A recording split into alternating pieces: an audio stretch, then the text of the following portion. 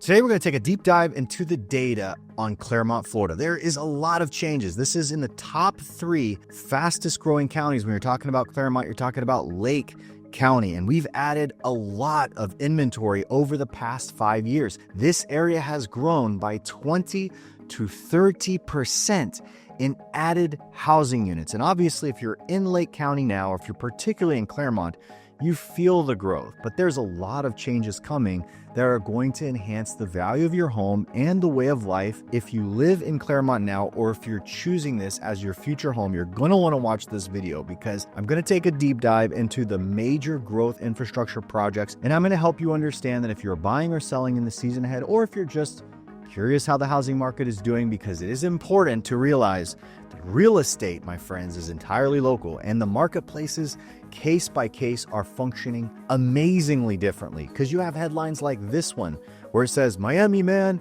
is like all the other people in Florida and he's leaving because prices have skyrocketed and Florida is a bad place to live and all this.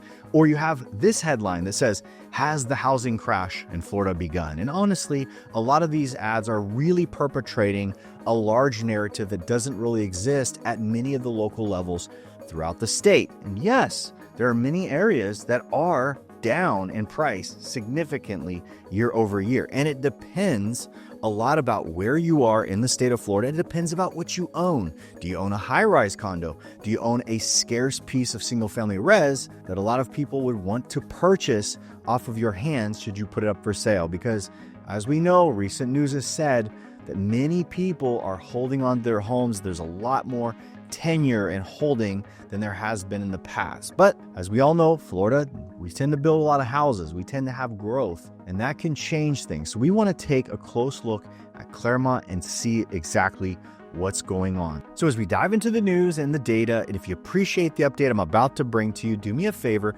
drop down below, smash the thumbs up, consider subscribing to the channel so you don't miss any of these updates. On to the growth news, major infrastructure announcements we're going to talk about today.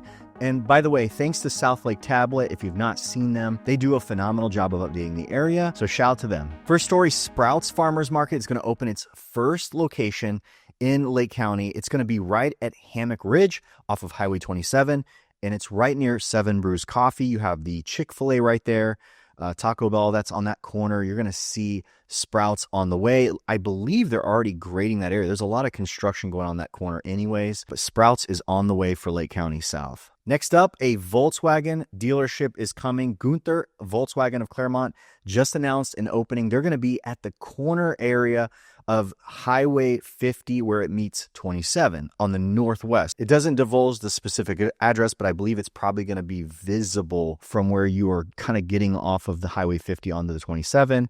Most likely there again on your left. Now, late breaking food announcements. You're going to have another Broken Egg Cafe breakfast joint coming in at 2633 South Highway 27. This is just north, maybe an eighth or a quarter mile from Walmart Supercenter. Bonefish Grill is opening in the same area where you have Outback Steakhouse. White Castle is coming. They're opening a new store, they announced, near Costco. So this is going to be on the east end of Clermont off of Highway 50. Need to buy or sell fast? Make one call, that's all, and put my 23 years of experience and nearly 4,000 satisfied home sales to work for you. Jared Jones is the way to go. Call 706-5000.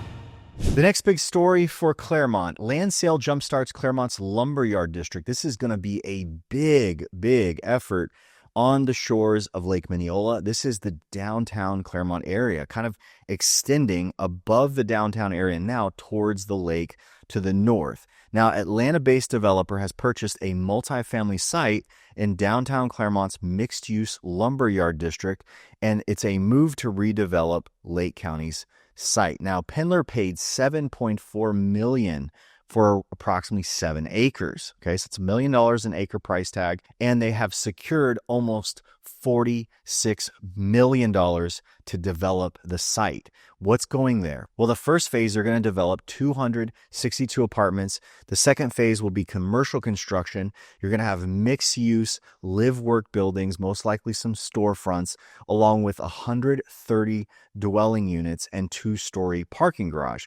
Now, the centerpiece is a 55,000 square foot set aside for non-residential use within the district that you see pictured here called the Sawmill. So it's going to be like an upstairs bar area, like eatery, probably things of that nature, with tables and the setting overlooking the lake. So kind of an exciting thing. It sounds like the bottom end of it is going to be storefronts. And again, the article is early, so a lot of what they're going to announce today, some of this we might see shift.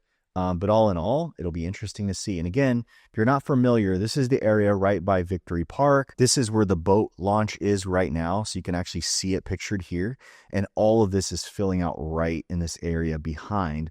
So you have Victory Park. This is looking to the west. And there is, again, this is a rendering, but these are going to be basically the site. Now, this is kind of building on the history of Clermont, because this area has been historically a lumberyard. So they're kind of building on its history and adding, a little bit of variety. So you're going to have some living units. And again, they're going to try and make some of those living units are probably going to be 1-bedroom condos or studios, because when they're paying $7 million for 7 acres, they've got to get their money back out of it. Next major announcement. This was in the past 2 weeks. Toll Brothers is now nailed a spot in Wellness Way. So you'll remember Wellness Way is the 50,000 acre booming corridor that is happening really between Highway 27 going towards Winter Garden and Horizon West. It's literally going to meet Horizon West on its east edge. But Toll Brothers just announced that it's picking up some land from GTUSA. GTUSA is a large development company that made the largest purchase of land, period. It was the largest sale. This happened last year when they purchased the land that they're processing for Toll Brothers. 2,300 acres of ag land that went for $165 million. So it was a record-setting sale. And now you have Toll Brothers, okay? So far, we're talking about Wellness Way. You've got David Weekley Homes, you've got Lennar, you've got Pulte, you've got Beazer. So you've got a lot of the known they run the gambit of entry level and move up, and some, they're really well known for luxury. Toll Brothers, on the other hand, has an average sale price last year of close to $1 million. Outstanding, popular builder for folks that want to highly customize their home and build something amazing. You see here on screen, this is a product that they built in Montverde in Bella Colina, where they had 100-foot lots and they routinely sold for over $2 million. So it's awesome. You're going to see variety. And by the way, here's a cool map. So if you're like, what are you talking about, Jared? This is Highway 27. This is Heartwood Marsh Road right here going towards Winter Garden. And on this side, you've got Avalon Road down here. Okay, so this is Horizon West. And all this area in the middle was legacy-owned farmland. And you can see as it sold out, a lot of the plan back here was the Olympia project, which is in the works, still working on that. So construction site still. Which Olympia is a well-known at this point triathlete launching point for both training and televising and publicizing that sport, most likely on a national scale, okay? Because we have the beauty here of the lakes and all that.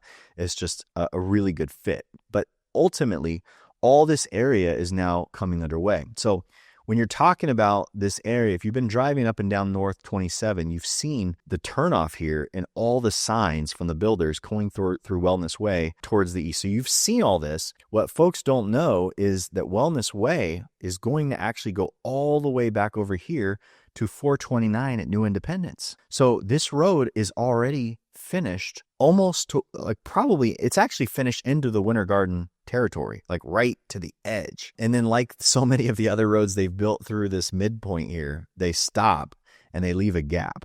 Okay, so that's what they've done. They've left like a mile-long gap from Wellness Way. Probably, but to this point, they may not even be a gap anymore. They might have finished it, but they're not letting people drive from Clermont all the way through. And again, they're building the 516, which is a huge interchange coming through here, and there's some other roads. All right, let's start with the north side of Clermont at Citrus Grove Road expansion. Okay, so we have this area that a lot of folks are using to get from Highway 27 north side. Okay, so we're down past the top of Lake Mineola. We're up here kind of turns into like no man's land as you're going towards Leesburg.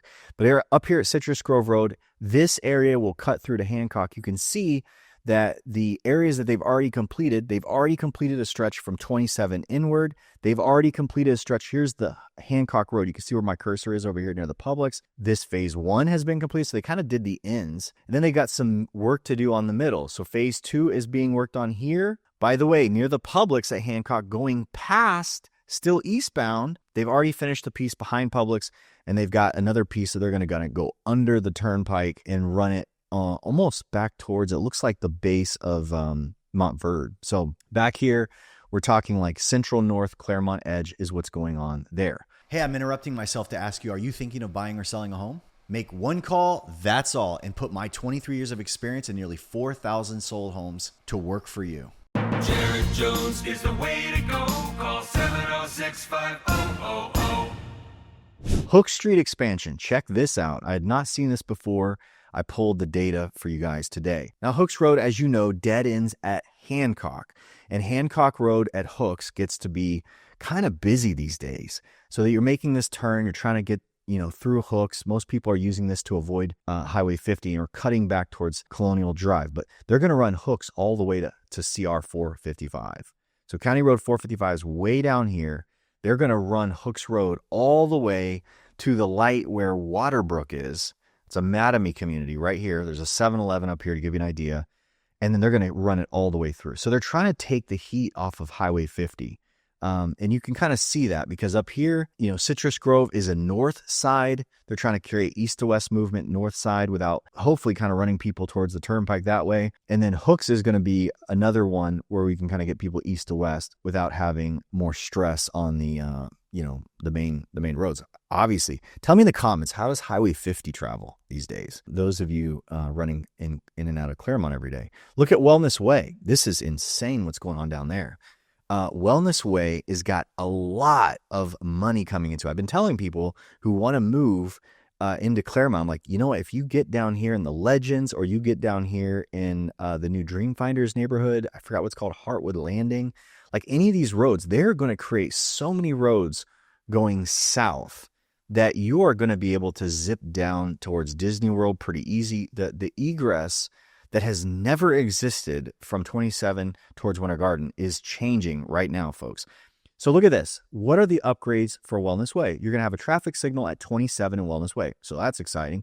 Highway 27 is getting another signal, light signal for that area. There's a 4-lane expansion from Wellness Way Road from US 27 to Hancock. Hancock is already from here to 27 on Wellness, already going to 4 lanes, already moving that way. Hancock Road widening from Wellness Way to Heartwood Marsh, okay? So Hancock going south towards Wellness Way is being widened and planned for some point in 2025. Now, at this time, I do not believe you can drive through that. There's still a barrier. So if you're shooting out of Clermont South, going towards Wellness Way, if you want to hit Schofield Road and jump to Winter Garden, you cannot go through there right now.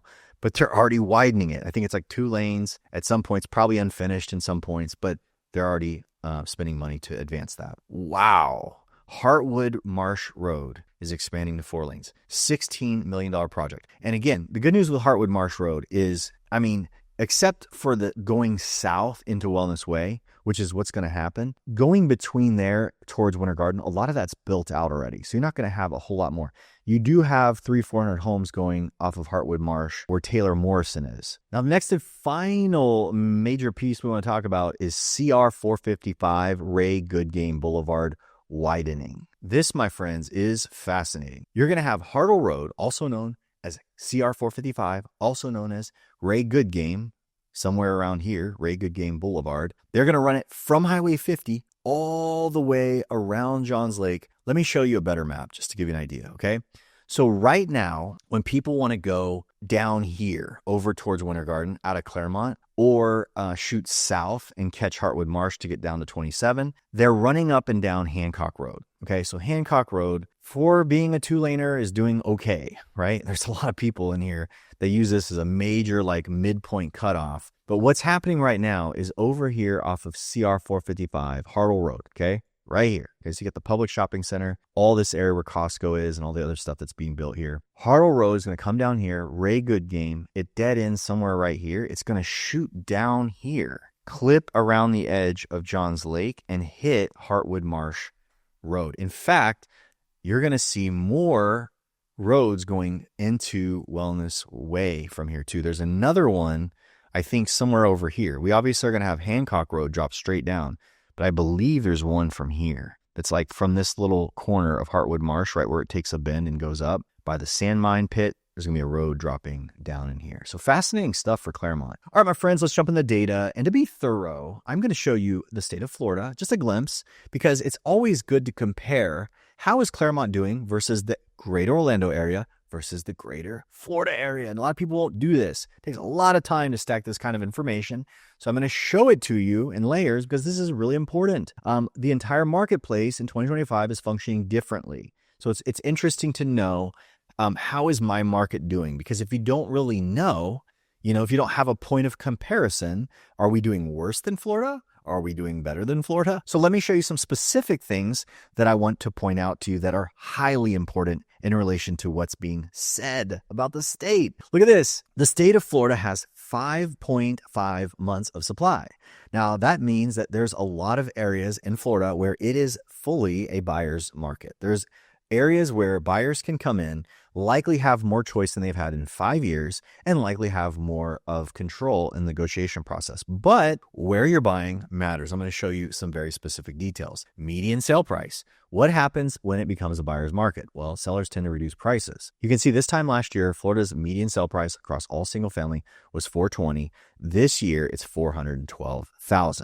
Now, again, you're talking a margin of 1.9%. Okay, that's important to know.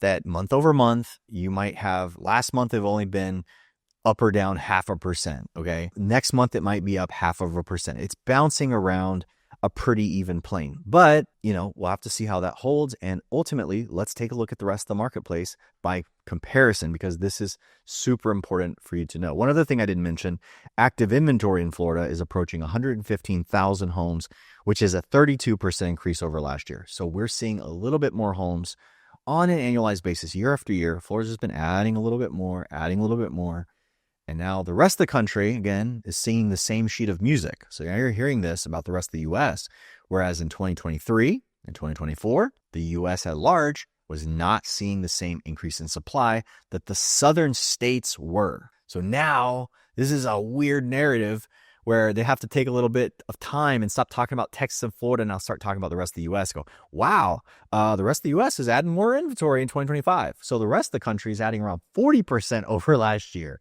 You saw a second ago, if you scroll back in the video, state of Florida is running beneath the rest of the national average right now. So we actually have less increase in supply of homes sitting around unsold now versus last year than the rest of the country is. Now, being honest and giving you context to this thing I just said, Florida's also been adding homes at a big number. So in like 2023 and going into 2024, we were putting up like 50-60% more homes than a year prior. So we got a head start basically. So we're ahead of them, So just because we're lower this year is only because we've already been putting up some numbers year after year. But again, all markets are different. Let me show you what we're talking about here. So when you see these yellow lines that says new listings, then you're going to have 711 and 714. Okay, so you're going to have the northern zip code and the southern zip code for Clermont. These are the two most populous areas for Clermont. I don't have time to cover. There's another zip code or two that are more rural, but here's the deal. This is going to be the main primary resident driver area. 34714 has largely up till now been an area going towards the Four Corner area, which includes a good percentage of short-term rental market selling in this area, except for there's now more movement into adding permanent residency, full-time occupancy type neighborhoods, i.e. Sawgrass, kind of cutting through towards Western Way. So like going towards Disney World. But here's the deal. I want to show you, for instance, new listings for the area of Orlando for April 2025, then April 2024, then pre-pandemic. Okay, so for instance, in the greater Orlando area, last month, this is the most recent month of data, by the way, 3,617 units hit the market. Okay, we are up 5% in Orlando against last year. If you go to North Zip, 34711 in Clermont, they added 15% more listings to the market. So there's more activity this year than last year for sellers in 711. In 714, you were only up 1.3. So if you look at the two, again, this most recent month of data, there are more sellers in 2025 and 711 saying it's time to go, at least in April, okay? And we're going in moving season. This is a pretty good metric. I want you to see something interesting. Look at the new listing volume Orlando-wide pre-pandemic. So pre-pandemic, almost 4,000 listings hit the market, way higher. We still are not putting the amount of inventory to the marketplace that we were pre-pandemic. Now you'll say, well, Jared, look at Clermont. There was only 53 pre-pandemic, but now there's 78, 79. So there must be a deluge of inventory in 34714 because they're just adding so many more listings. Same here, 128, 122. Okay, so they're not, 711's not quite where they were pre-pandemic, but they're close, much closer than the South. Okay, the South is over. Okay, now why is it? You have to understand this. There are 20 to 30% more housing units in both of these zip codes than in 2019. Okay. Now there's been growth in the metro area at large, but not on the same order of these two zip codes. Okay.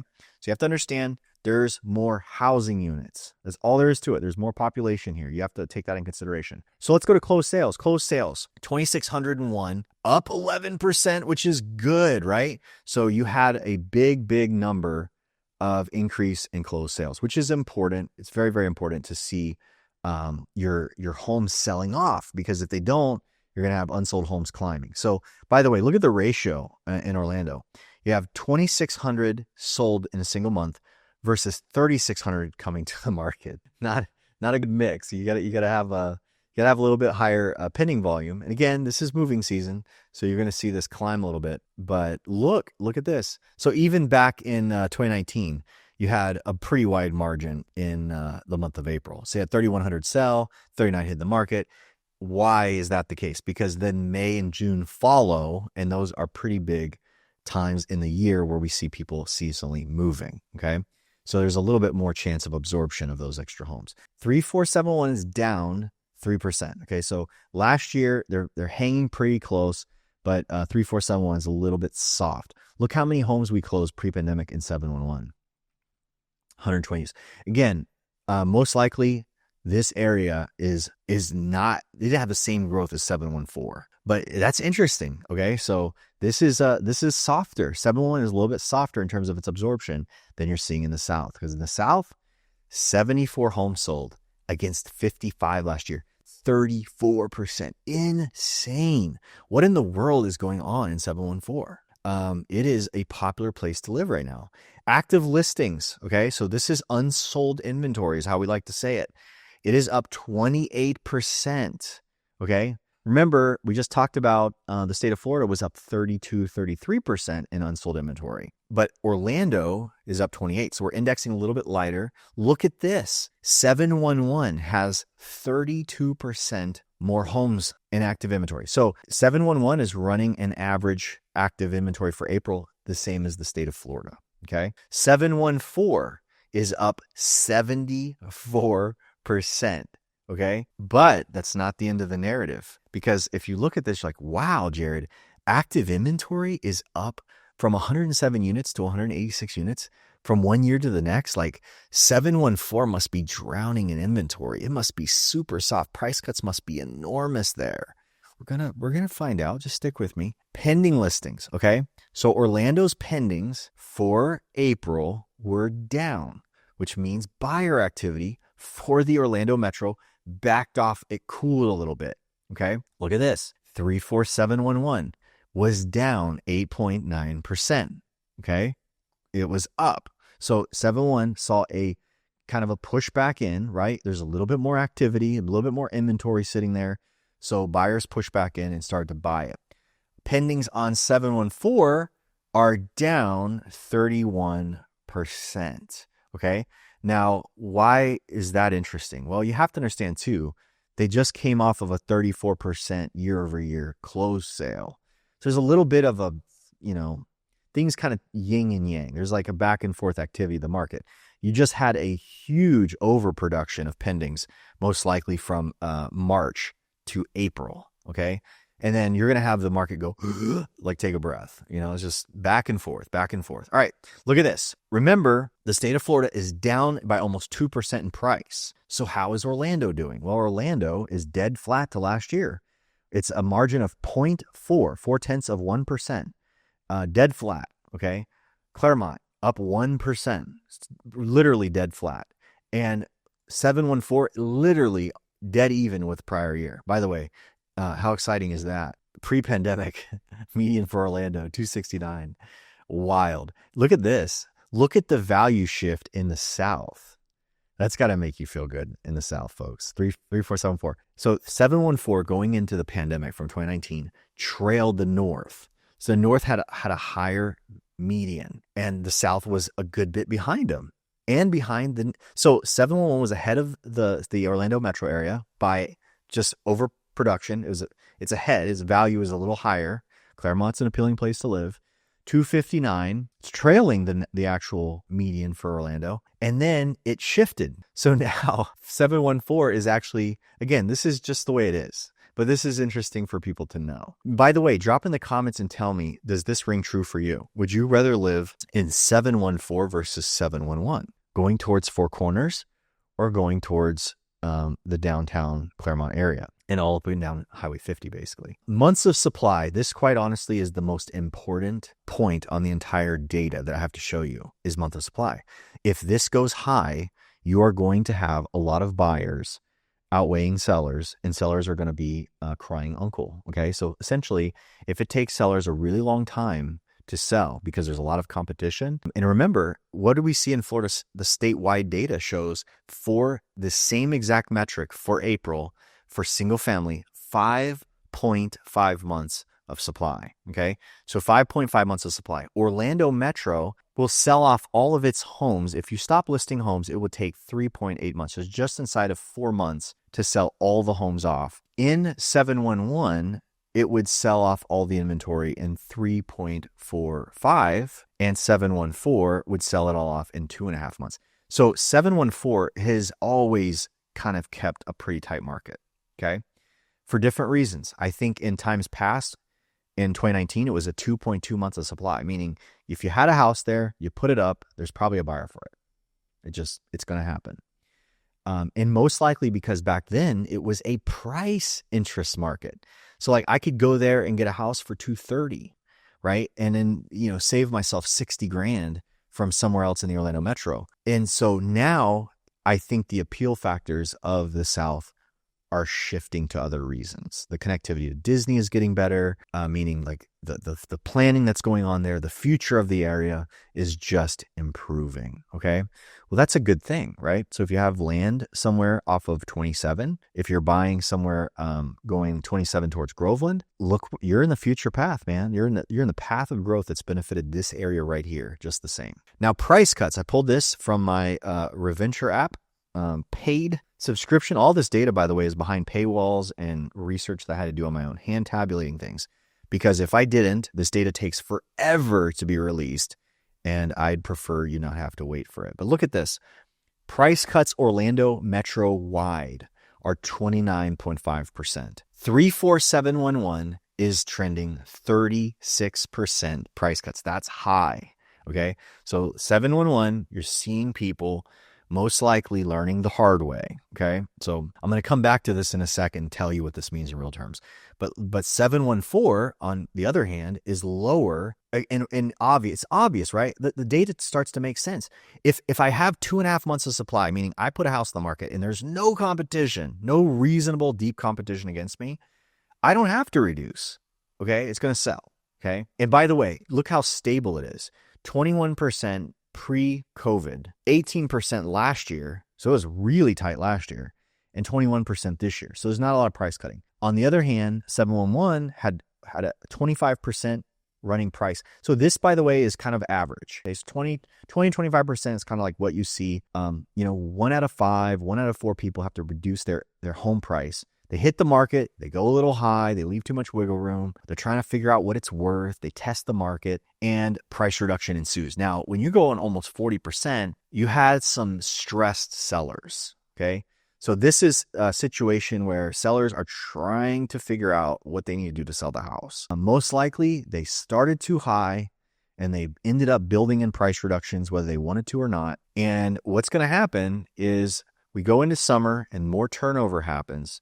And people figure out, I was hoping I would sell for 700, but I just saw Tim and Sandy across the street. They only got out for 615. So I'm going to go right at 615. And then this will drop because you're going to see a little bit more turnover. People are hoping for something. And then if there's too much supply, they get a little nervous if they're on the market a little longer than they planned. And that just builds in a little bit of, a little bit of stress, a little bit of, sellers kind of feeling like they need to move on the price. But it depends on where you are, okay? Because in Clermont, and I'm moving homes here quite a bit, there are times where we have a good playing field to negotiate from, and there's times where we're still in competitive offer environments.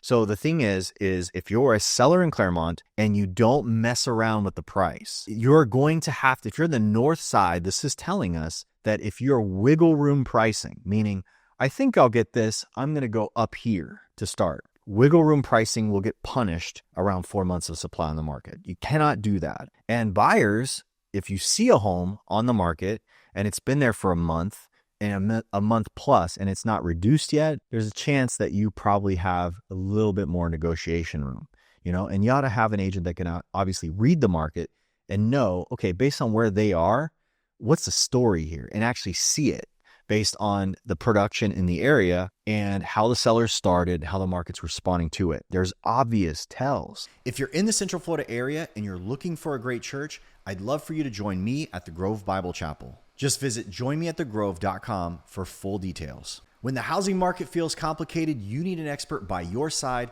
to make it simple and easy. Make one call, that's all, and put my 23 years of experience in nearly 4,000 homes sold to work for you. Jared Jones is the way to go. Call 706-5000.